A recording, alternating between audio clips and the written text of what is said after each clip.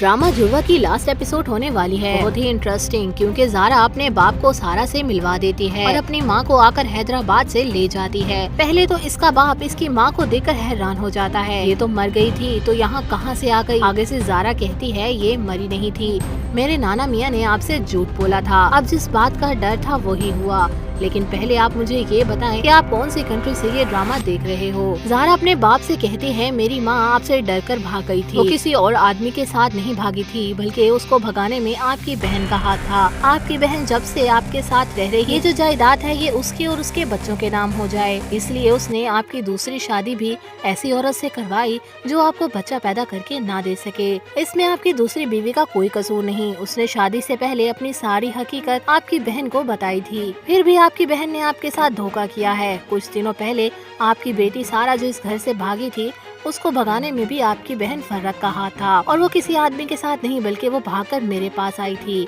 और तब से मैं सारा की जगह इस घर में आ गई थी, और यहाँ आकर मुझे फुप्पो की सारी चालों के बारे में पता लगा।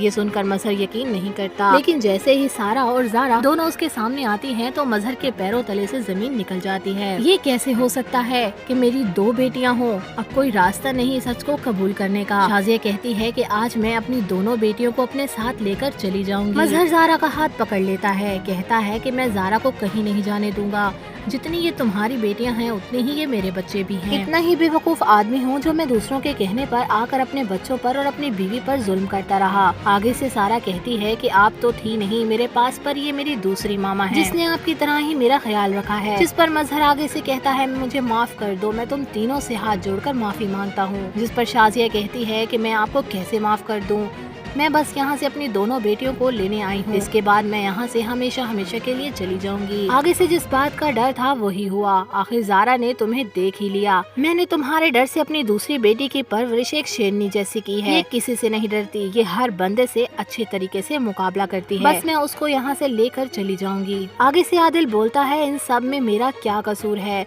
मुझे तो मेरी माँ के कियों की सजा मत दें, मैं ज़ारा से मोहब्बत करता हूँ और उसी से शादी करूँगा। ये सुनकर ज़ारा कहती है मैं तुमसे मोहब्बत नहीं करती, बल्कि सारा तुमसे मोहब्बत करती है और मैं उसके हक पर डाका नहीं डाल सकती। इतने में सरमद सारा से अपनी मोहब्बत का इजहार करता है और मजहर अब बिल्कुल शादी के खिलाफ नहीं है, वो सबसे माफी मांगता है और सबको हंसी खुशी अपने साथ रहने का कहता है। अब तो सारा और ज़ारा भी अपनी माँ को मना लेती हैं कि हमने बहुत दुख देखे हैं, अब मजीद हमें दुख ना दें, और ऐसे आदिल की शादी ज़ारा और सरमद की शादी सारा से हो जाती है।